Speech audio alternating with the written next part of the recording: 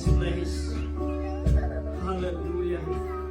Maraming salamat, Panginoon. Hindi mo binigo ang iyong mga anak. Salamat sa place na ito, Panginoon, na binigay mo sa East Church. Magamit ang building na ito, Panginoon, upang marami pang kaluluwa manumbalik sa iyong kaharian.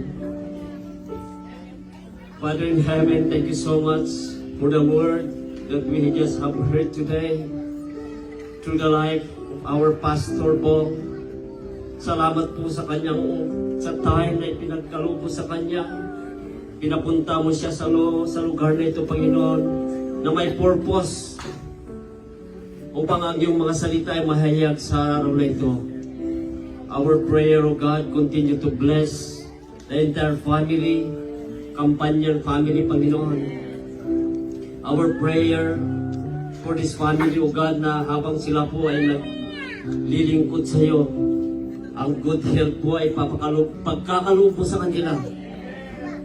Long satisfied life, Panginoon, ay kalupo sa habang sila po ay naglilingkod sa iyo, Panginoon. Huwag mo silang pagkukulangin, O God.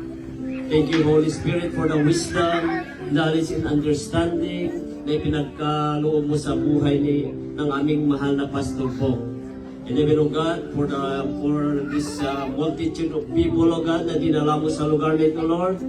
Hindi lamang sa araw na ito na dadalhin mo sila, kundi Sunday after Sunday, makakasama po namin silang maglingkod sa iyo, Panginoon. Salamat po sa iyong mga salita. Thank you for thy words, O God. Let this word will be manifest in every lives upang magamit po namin, Panginoon. Ito upang maghayag ng iyong pagmamahal sa mga nawawalang kaluluwa, Panginoon.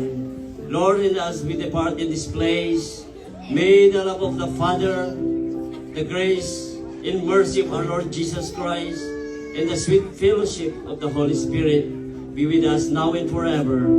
Amen and amen.